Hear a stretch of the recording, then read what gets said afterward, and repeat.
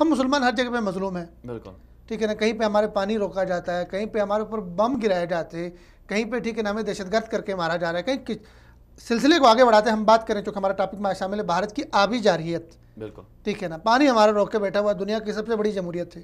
ٹھیک ہے نا. 1960 میں ہمارا معاہدہ ہوا، سنتاز معاہدہ ان کے ساتھ، کہ بھائی جو ہمارے دریا وہاں سے آ رہے ہیں ان میں آپ نے اتنا پانی جو ہے نا چھوڑنا. اگر میں اس کے جو فگر بتاؤں تو وہ 55,000 کیوسک جو آپ نے ہر لمحہ پانی جو ہے سنتاز معاہدے کے تحت آپ نے چھوڑنا ہے دریائے چناب کا اوپر. لیکن ابھی دریائے چناب کا 95% حصہ وہ خشک ہو چکا ہے. ٹھیک ہے.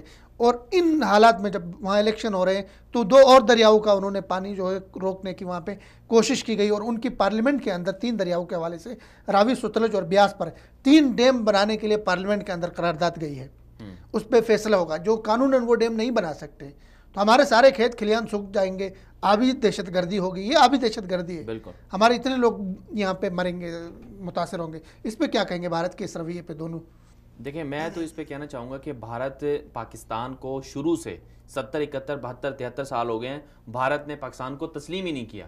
اور بھارت کا ہر لمحے جو بھی سیاستدان آتا ہے، جو بھی پارلیمنٹ ہوتی ہے، جو بھی وہاں کا ہندو ہوتا ہے، وہ پاکستان کو توڑنے، کمزور کرنے کی باتیں کرتا ہے. اب اس کا جس طرح سے بھارتی آبی جارحیت ہے یہ تو ہو رہی ہے، اس کا جوابی طور پر ہمیں کیا کرنا چاہیے تھا وہ ہم نہیں کر رہے ہیں. مثال کے طور پر آج ایک خبر سامنے آئی ہے، ایک رپورٹ جو میں نے بھی اس کو پڑھا، کہ پاکستان کے اندر جو کھوڑا ہے جہاں پر نمک ہوتا ہے، وہ وہاں کا جو ایک نمک ہے پیلے کلر کا، وہ بھارت کے اندر کروڑوں کے حساب سے جاتا ہے. اور پاکستان نے بھارت کے ساتھ ایک معاہدہ کیا ہو، بلکہ بھارت نے پاکستان کے ساتھ معاہدہ کیا ہو کہ جنگ ہو یا پھر امن ہو، دونوں صورتوں میں آپ یہ نمک ہمیں بھیجتے رہیں گے، اس کو ہم نہیں روکیں گے.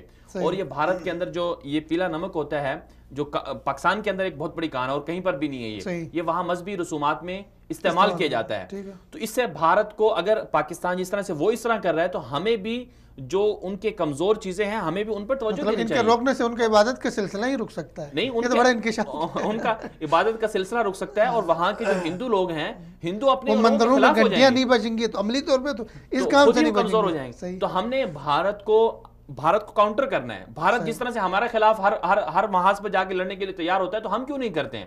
تو ہمیں چاہیے کہ جس طرح سے یہ کھوڑا نمک ہے اس پر ہم غور و فکر کریں، اور پھر ساتھ ساتھ مطلب ہم کاؤنٹر کر سکتے ہیں. اور پھر ساتھ ساتھ جو باقی چیزیں ہیں جہاں بھارت جن چیزوں کو ہم روک سکتے ہیں تو ان پہ بھی ہمیں توجہ دینی چاہیے.